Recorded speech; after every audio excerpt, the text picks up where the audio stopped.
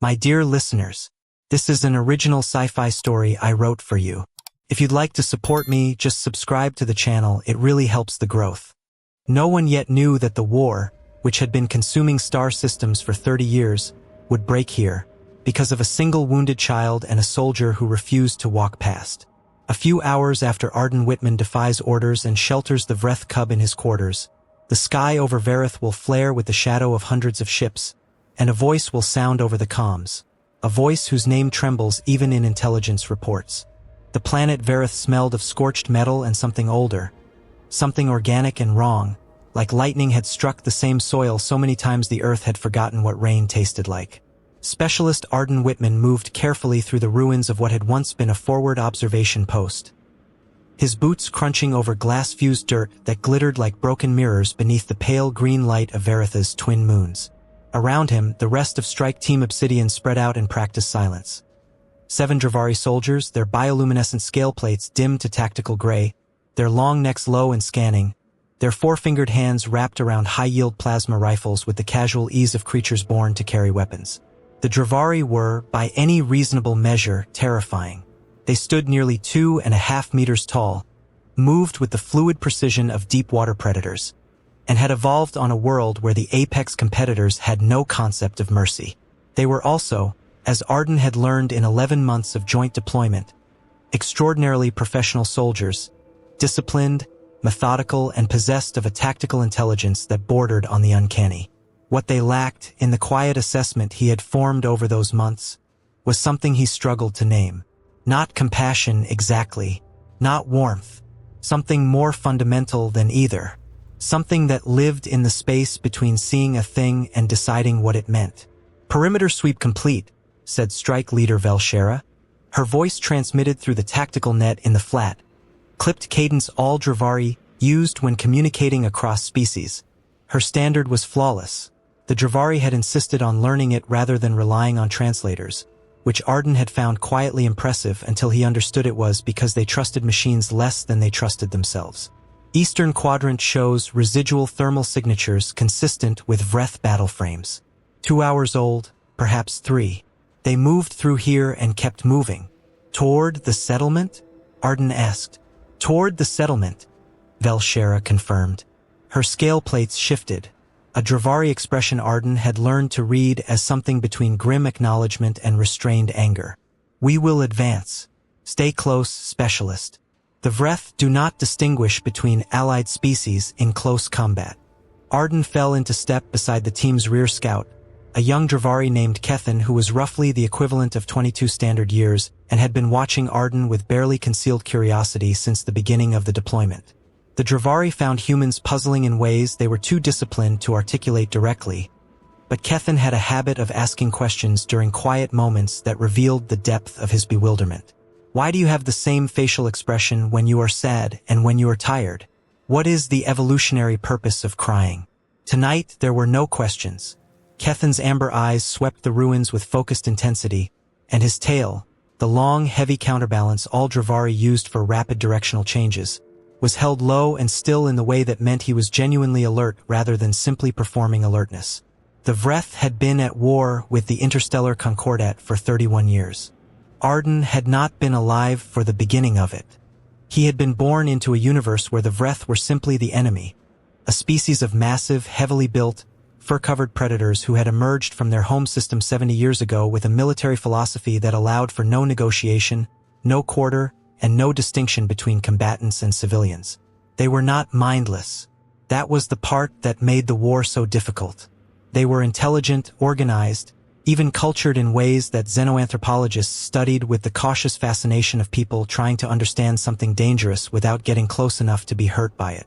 But their intelligence expressed itself through a value system so alien to Concordat norms that every diplomatic contact over 3 decades had collapsed into mutual incomprehension and resumed hostilities. The Vreth believed that mercy was a form of disrespect, that to spare a defeated enemy was to insult them. They were not cruel in the way that implied enjoyment of suffering. They were simply operating from premises that led, with inexorable logical consistency, to outcomes that the Concordat could only interpret as atrocities. Arden had been thinking about this more than usual lately, The war had been going badly for 8 months. For Concordat systems fallen, the Dravari starting to speak about the campaign the way people spoke about things they had already half-accepted losing. Hold! Velshera's command stopped the team instantly. Arden froze, one hand dropping to his sidearm. The silence stretched. Then, from beneath the collapsed eastern wall, beneath 2 meters of ferrocrete rubble and the twisted skeleton of a communications array, Arden heard something. Small, thin, barely a sound at all. It might have been debris settling. It might have been whined through gaps in the wreckage. But Arden's brain, which had spent 11 months cataloging sounds on alien worlds, said, "No, that is a living thing. That is something alive and in pain." "Wait," he said. Velshera turned her long neck toward him with the patient precision of someone who had learned not to dismiss human intuitions even when she couldn't identify their source. "Specialist. Something's alive over there, under the wall." He was already moving toward the rubble slowly, the way you move toward things you weren't sure about. Something small. The Vreth sweep the area before they leave. If there was a survivor, not a soldier. Arden crouched at the edge of the collapsed wall, tilting his head, listening. There it was again. A sound so quiet it was almost below hearing, like the last effort of something that had been making noise for a long time and was running out of strength. Something young. The Dravari exchanged looks, those swift, complex visual exchanges that happened across their tactical net simultaneously with their physical communications, so that 7 minds processed the same information in the same instant. Velshera made a gesture Arden had learned to read as deliberate consideration. "We have a timeline," she said. 30 seconds, Arden said. "Give me 30 seconds. He was already moving slabs of ferrocrete, finding handholds in the rubble, shifting pieces with the methodical focus of someone who had done disaster relief before his military assignment. You didn't rush with rubble. Rushing caused cascades. You thought about weight and balance and moved the right pieces in the right order. He got there, beneath a section of collapsed roof, in a hollow that had been created by 2 beams falling at angles against each other, huddled a Vreth cub. Arden had seen images of Vreth young in the intelligence briefings. The images had not prepared him for the reality. The cub was small in the absolute sense. Not yet 3 standard years old by Arden's estimate, roughly the size of a large dog, its heavy body covered in the distinctive dark-banded fur that would deepen and broaden as it aged. Its massive head, even young, the Vreth had the heavy-boned skull structure that housed their impressive cognitive architecture, was resting on the ground, and its breathing was shallow and rapid. One of its hind legs was wrong. Arden could see that immediately. Not broken in a clean sense, but crushed, the kind of injury that came from being caught under falling debris. The fur around the injury was soaked dark. The cub's eyes, pale gold, enormous, the pupils blown wide with pain and fear, fixed on Arden with an expression that crossed every species barrier Arden had ever encountered. It was terrified. It was exhausted. It had been here alone for a long time. Its tiny claws, the same retractile claws that, fully grown, could tear through Concordat battle armor, scratched weakly at the ground. Not an attack. A flinch. The reflex of something that had been trying to get away and had run out of the ability to try. "I see it," said Velshera from behind Arden. Her voice had the careful flatness that meant she was controlling something. "Step back, Specialist Whitman." Arden did not step back. "He's hurt," he said. "It is Vreth. He's a child." Arden didn't turn around. He kept his eyes on the cub, kept his posture low and open, kept his hands visible, because even through the terror and the pain, some part of the small creature's brain was reading him and trying to determine whether he was a threat. He was caught in the fighting. He's been here alone. Specialist. Velshera's voice had acquired a new quality, the quality that preceded direct orders. "Step away from the Vreth young. My orders regarding enemy combatants and affiliated." "He is not an enemy combatant." Arden turned then, just enough to meet Velshera's amber eyes. "He is 3 years old. He is alone and he is injured and he is going to die if we leave him here." Velshera held his gaze for a long moment. Her scale plates shifted through a complex sequence Arden couldn't entirely read. "The Vreth," she said carefully, will be what the Vreth will be. When this one grows. He hasn't grown yet. When it does, she continued, with the patient precision of someone working through a logical argument they had already completed, it will join the military apparatus that has killed 4 billion Concordat civilians in the last 8 months alone. You understand what the Vreth do. You have seen the reports. Yes. And you still. Yes. Arden turned back to the cub. He lowered himself further until he was almost prone, making himself as small and non-threatening as he could manage in full combat kit. He'd done a short rotation through xenobiological field medicine 6 months ago. He tried to remember what the trainers had said about Vreth physiological stress responses. Why? Velshera's question was not rhetorical.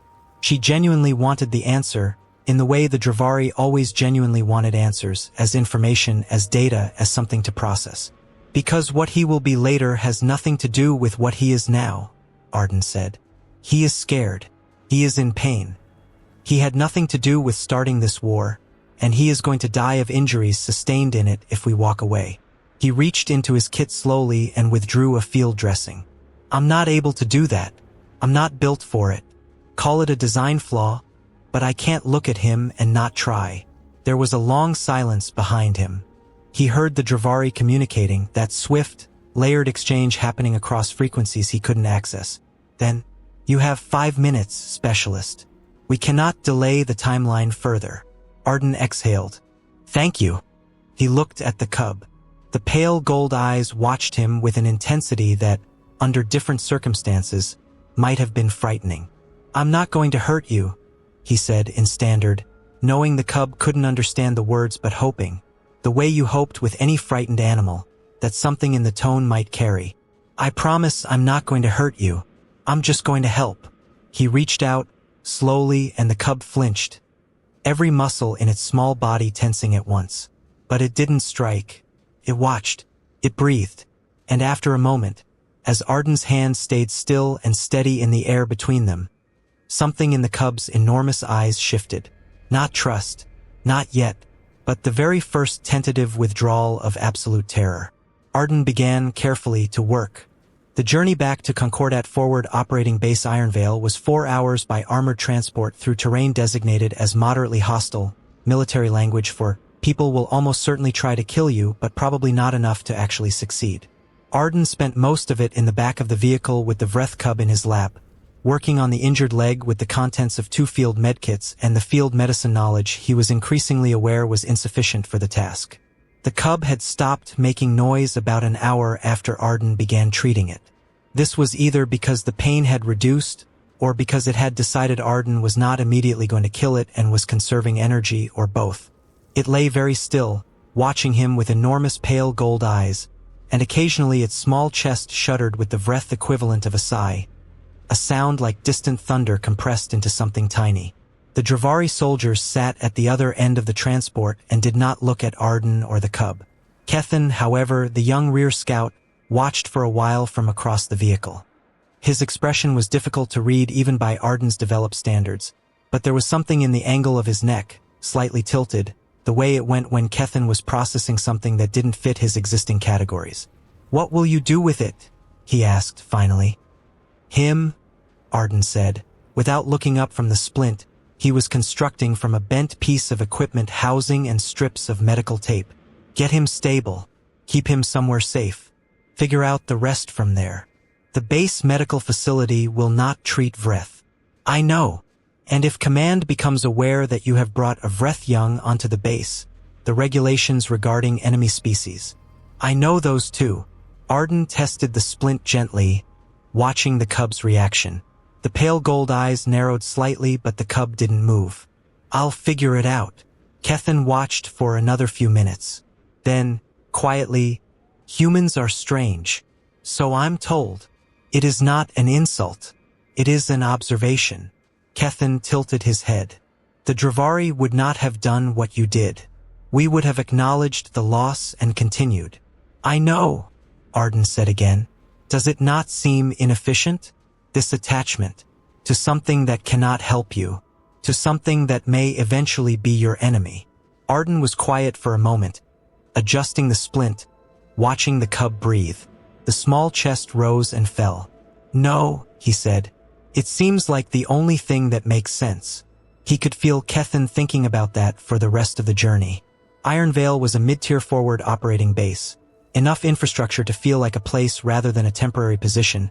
Enough personnel that Arden was able to move through the intake corridor without every pair of eyes following him. As long as he kept his cargo wrapped in an emergency thermal blanket and moved with the purposeful non-urgency of someone who had somewhere to be.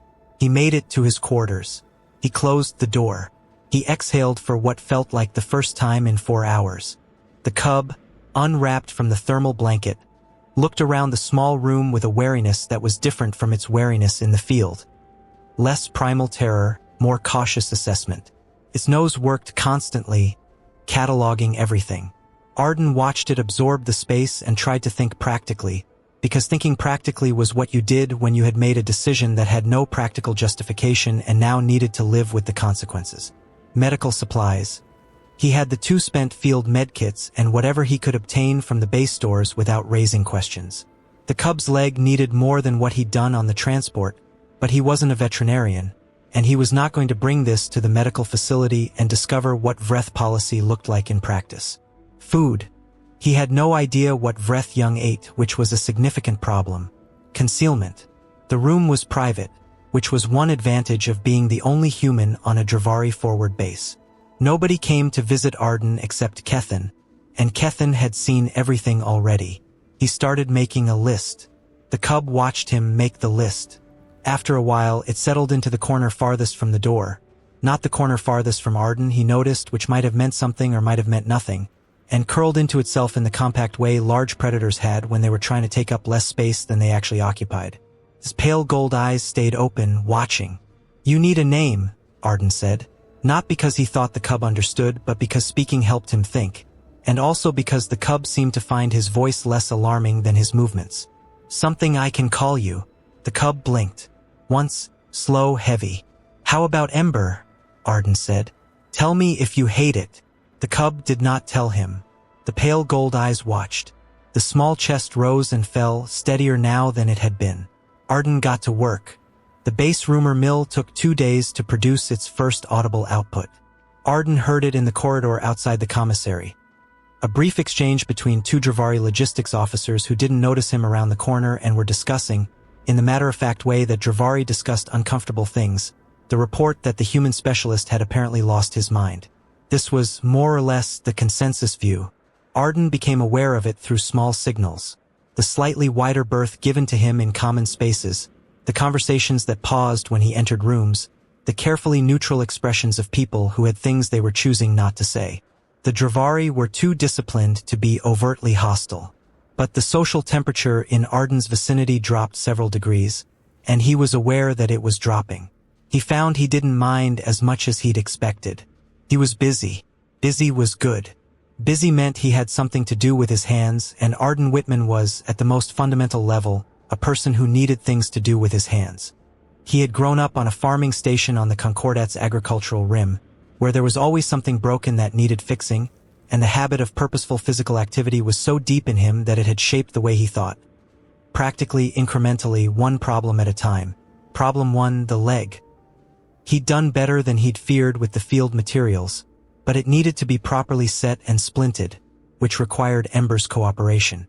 He'd spent the better part of the first day working up to that, sitting near Ember without approaching, offering small pieces of protein ration from his hand and withdrawing when Ember seemed alarmed. By the evening of the second day, Ember was taking food from his hand without flinching. By the morning of the third, he'd been able to examine the leg without Ember trying to bite him. Problem 2, food. He'd done some hasty research in the base xenobiological database, which told him that Vreth were primarily carnivorous with supplementary complex carbohydrate requirements. Standard ration proteins were tolerable as a short-term solution, but Ember needed something richer, and the only way to get it without going through official channels was to visit the base kitchen during off hours. He found the supply tech, a laconic Dravari named Sanda, who ran the overnight inventory with the attitude of someone who had seen everything and expected nothing of it. Arden spent 30 minutes explaining the situation to Sanda, who listened without expression and then provided, without comment, a daily allocation of high-protein cold stock that went on the books as supplementary human dietary requirement, documented allergy accommodation. Arden thanked her. Senda said she didn't need thanks. She needed the exchange to happen before 0300 and after 0130. He said he could manage that. She said good. Problem 3, Ember's general well-being. As his leg improved and the immediate crisis receded, other things became apparent. Vreth young were highly social creatures who normally spent their first 5 years in tight familial units with near-constant physical contact with adults of their species. Ember had been alone for some period before Arden found him, long enough to be in a state of acute distress that the injury had somewhat masked, and his recovery from that distress was neither quick nor linear. He had nightmares, or what Arden interpreted as nightmares. Sudden wakings in the night, every muscle in his small body rigid, a low vibrational sound that the intelligence briefings called a Vreth distress vocalization, his pale gold eyes finding Arden's bunk and staying there until whatever had visited him receded. The first time it happened, Arden said quietly, "I'm here. You're okay." He wasn't sure if the words did anything, but Ember's breathing steadied, so he kept saying them. By the end of the first week, Ember was moving around the room with careful confidence. By the end of the second, he was climbing onto Arden's bunk uninvited and settling his heavy head on Arden's legs with the deliberate presumption of a creature that had decided trust was worth the risk. It was Kethin who came to warn him. The young Dravari appeared at Arden's door on the 16th day, earlier than his usual irregular visits. His expression the controlled anxiety version of his default. "Command is aware," he said, when Arden had closed the door behind him. Arden looked at Ember, who was in the corner methodically disassembling a piece of equipment housing Arden had given him because he needed something to do with his claws. How aware? Completely aware. Velshera filed a full incident report on day 3. There was apparently discussion of immediate action, but the base commander, Drathvel, chose to observe rather than intervene. He has now decided that observation is complete. Arden nodded slowly, and Kethin hesitated, which was unusual. There is a scheduled operation review at 1800. Velshera indicated to me, unofficially, that it will involve an order to remand the Vreth young to medical containment for evaluation and processing. Arden didn't ask what evaluation and processing meant. He had a sufficiently clear idea from the euphemism. "Thank you," he said, "for telling me." Kethin looked at Ember, who had successfully separated the equipment housing into 3 pieces and was examining one of them with focused interest. "I wanted to understand something," he said, and there was something different in his voice. The quality of someone working toward a question they had been building for a long time. "In the transport, when you said it seemed like the only thing that makes sense to help something that cannot help you. I have been thinking about that for 16 days. "I know," Arden said. "You have your thinking expression." Kethin looked at him. "What's the question?" "The Dravari," Kethin said carefully, "assess the value of an action by its outcomes. If it produces harm, it is wrong. If it produces benefit, it is right. This is logical. This is how reasoning works." He paused. "But you did not know what the outcome would be. You could not have known. You acted without knowing." "Yes." "Then how?" He stopped, started again. "What told you to do it?" Arden was quiet for a moment. Outside, the twin moons of Vareth were rising, their pale green light beginning to seep through the viewport. Ember had abandoned the equipment housing and was watching the light with focused golden attention. "Something very old," Arden said finally. "Something that was in us long before we were civilized enough to have logical frameworks. We spent a very long time being animals, long before language or tools or the ability to reason about consequences. In that time, our species learned that some things are worth protecting. Not because of what they can do for you, just because they are small and alone and suffering and you are standing right there." Kethin was very still. "It is not efficient," Arden continued. "I know. In the strict accounting sense, it probably produces as many bad outcomes as good ones. But it is the part of us that I think we would be genuinely diminished without. The part that cannot look at a scared small thing and walk away. I don't know what you call it in Dravari." "We do not have a word for it," Kethin said very quietly. "I know," Arden said. I noticed. Kethan left. At 17:45, 15 minutes before the review, the sirens began. The alert came at every register simultaneously, audio, visual, haptic, the full emergency protocol that meant this was not a drill and not a precaution. Through Arden's viewport, the dark sky above Vareth began to fill. Ships, not dozens, hundreds. Their running lights were off, identified only by their silhouettes against the stars, enormous, heavy-hulled Vreth command cruisers and the smaller, faster shapes of their assault craft clustered around them like predators around something vast and slow. Arden stopped counting at 12 command cruisers. The base comm channel, which was usually the organized voice of a functioning military installation, had acquired a quality he'd never heard in it before, controlled bewilderment. Reading over 400 craft, Vreth configuration. Weapons appear to be online, but targeting is. They are broadcasting on the common frequency. Repeat, the Vreth fleet is broadcasting. Arden stared at the fleet. Ember was beside him, his heavy body pressed against Arden's leg, the small chest working fast. The pale gold eyes were fixed on the sky. Stand by. We are receiving a communication from the Vreth command vessel. Audio only. Translating. The base fell silent. The voice that came over the common channel was unlike any Vreth vocalization Arden had heard in intelligence recordings. Those were battlecom fragments, clipped, functional, stripped of anything except tactical information. This voice was different. It was deep enough to feel like it had physical weight, and it carried, beneath the careful architecture of controlled speech, something vast and barely controlled. Not rage, something more complicated. I am High Warlord Scarithvel of the Vreth Hegemony, commander of the 3rd Expansion Fleet. The translation software rendered the words in clean standard, but something of the original voice's quality came through anyway, the way a recording of a storm still carries some of the storm's energy. You hold what belongs to me. Return it. In exchange, I offer you the immediate release of all Concordat prisoners in Vreth holding, the complete withdrawal of the 3rd Fleet from this system, and a cessation of Vreth offensive operations against Ironvale Base and the surrounding region. I require only what is mine. My son. The silence on the common channel lasted approximately 4 seconds, which in a military command environment is an eternity. Arden looked at Ember. Ember's pale gold eyes had shifted from the sky to Arden's face. They held something Arden had not seen in them before, a recognition that went deeper than any expression he'd observed in 2 weeks of careful watching. As if some part of the small creature had heard that voice and something deep in its body had come awake. They think he's dead, Arden said very quietly. The comm channel crackled. Base Commander Drathvel's voice came through, steadier than anyone had a right to expect. Vreth Command Vessel, we acknowledge your communication. We will require. No. The single word landed like something dropped from a great height. You will not require time. You will not require consultation. I have not come across 80 light years to negotiate.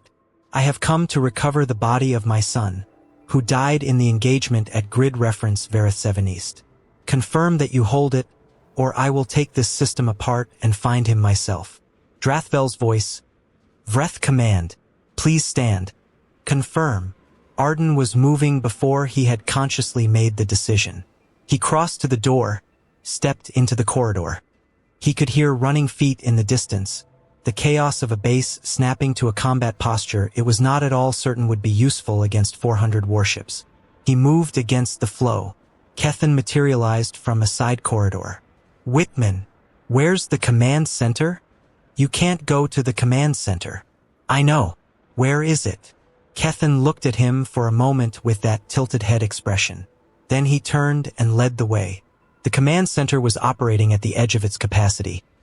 Every station occupied, every screen filled with tactical data, Drathvel at the center radiating the focused intensity of a commander trying to find a third option where only 2 had been presented. He turned when the door opened. What? He saw Arden, and then he saw what was pressed against Arden's leg with pale gold eyes fixed on everything at once. Is that? High Warlord Scarithvel is wrong, Arden said, loudly enough to cut across the room. His son is alive. I found him at Vareth 7 East 2 weeks ago. His leg was injured. He's been recovering in my quarters. He met Drathvel's eyes. Open the channel. Drathvel stared. Sir, Arden said steady. If we tell him his son is alive, we have leverage we have never had in 31 years of this war. A high warlord does not bring the Third Fleet to recover a body. But if his son is alive, if he learns that a Concordat soldier found his son and kept him alive instead of... He stopped. Open the channel. Please. Drathvel looked at the main screen, where the Vreth fleet sat in patient, terrible stillness. He looked at Arden. He looked at the small, heavy shape pressed against Arden's leg. Open the channel, he said. The room stilled. Arden stepped forward. High Warlord Scarethvel. His voice surprised him by coming out steady. My name is Arden Whitman. I'm a Concordat specialist assigned to Ironvale Base. I found your son at Vareth 7 East, in the ruins of a forward post, 14 days ago. He was injured. He paused. He is alive. The silence from the channel was absolute. Not the silence of disconnection, the silence of something receiving information that had no existing place to go. That, Scarethvel said very slowly, in a voice that had lost every trace of controlled command and become something far more raw, is not possible. His back right leg was caught in falling debris. There was significant soft tissue damage. I set and splinted the injury. He's been eating well. He's been... Arden glanced down at Ember, who was looking at the comm array on the far wall with every muscle in his small body focused forward. He's been okay. You lie. But the certainty was gone. In its place was something much harder to hear.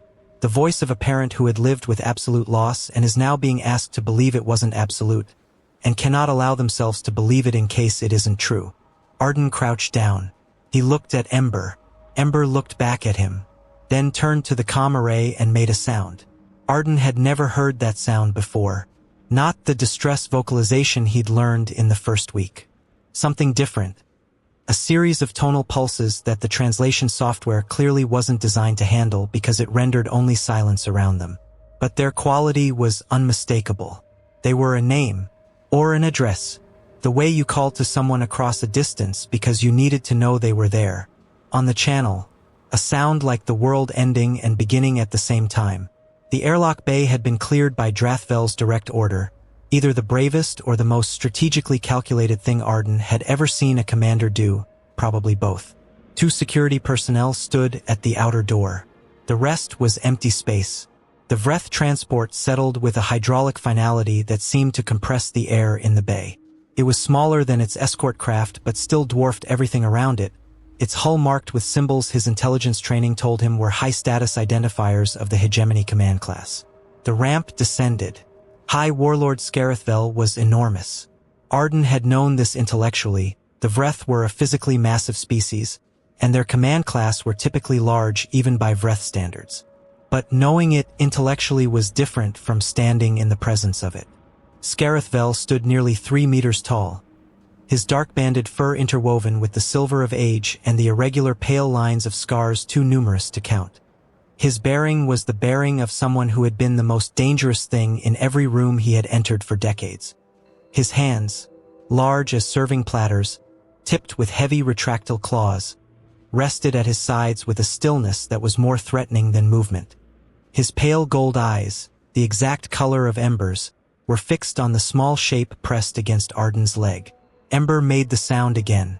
The name sound, the distance-crossing sound, and Scarethvel, High Warlord of the Vreth Hegemony, commander of the 3rd Expansion Fleet, made a sound in response that Arden felt in his sternum. Something below speech and above instinct, something that needed no translation.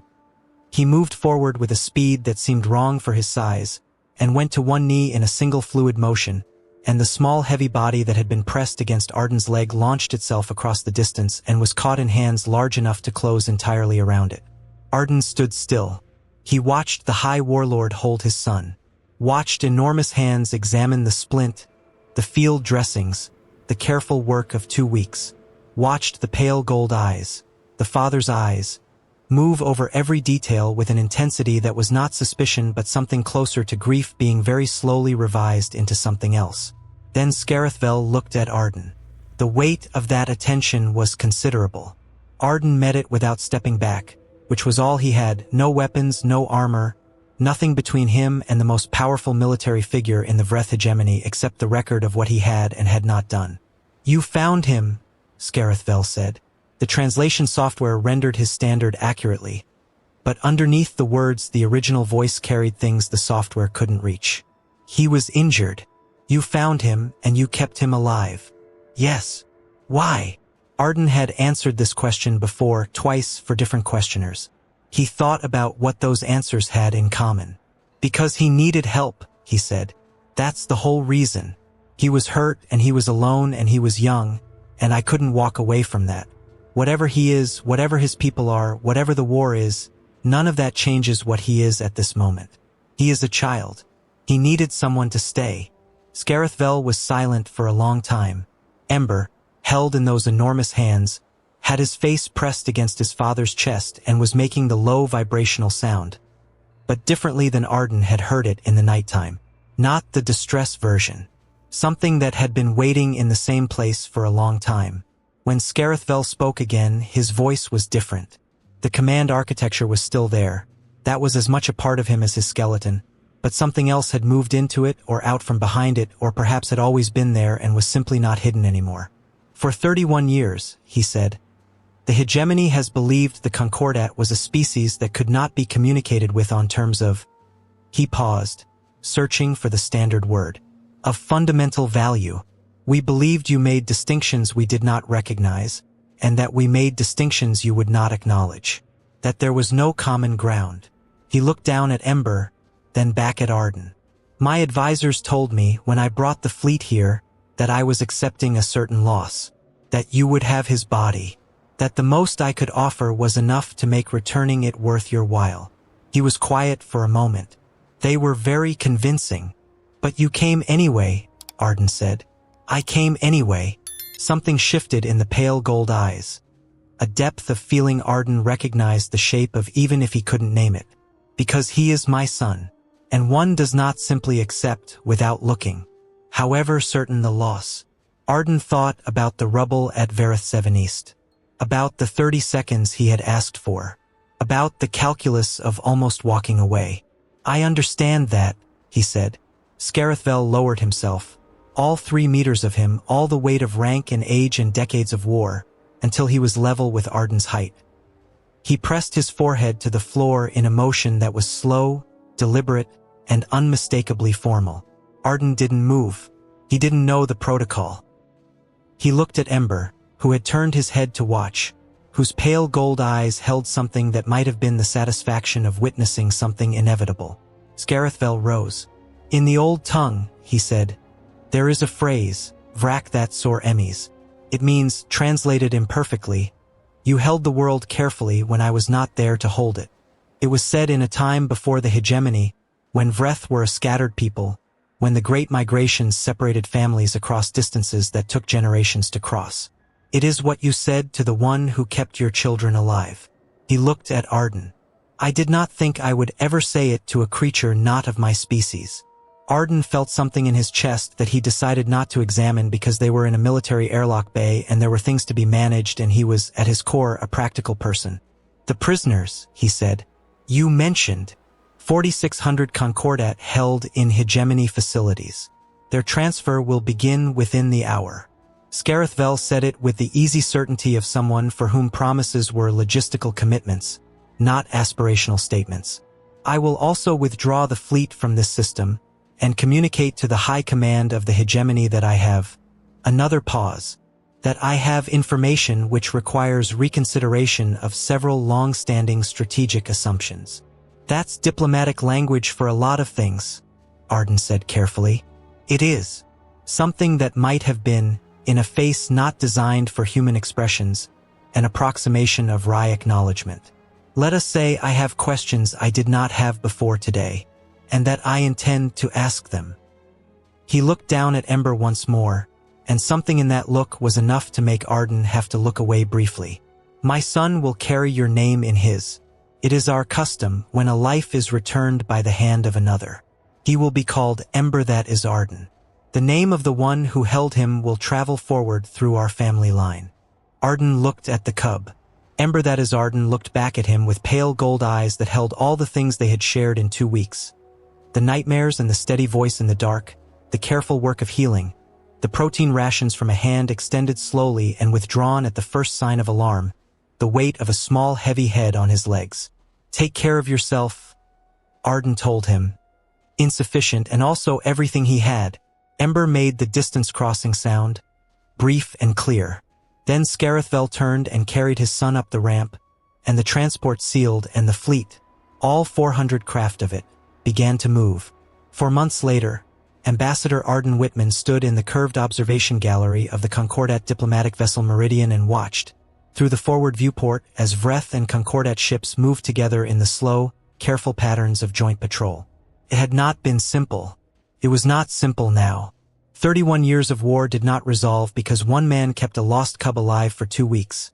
The Xenodiplomats were quick and correct to say so, and Arden was the first to agree.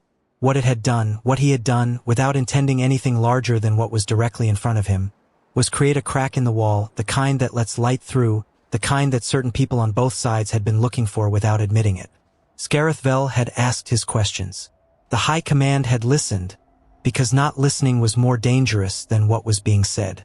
The Concordat Council had responded to the first Vreth overture with the careful, layered caution of people who had been hurt before, and the negotiations that followed were the longest and most fragile Arden had ever sat in on, and he had sat in on them all. He had been given a medal, the Concordat's seal of humanitarian service, and a promotion he hadn't asked for, and a diplomatic commission he hadn't expected, and a small office on the Meridian with a viewport that faced forward. He was still a practical person, thinking in terms of what was directly in front of him, one problem at a time.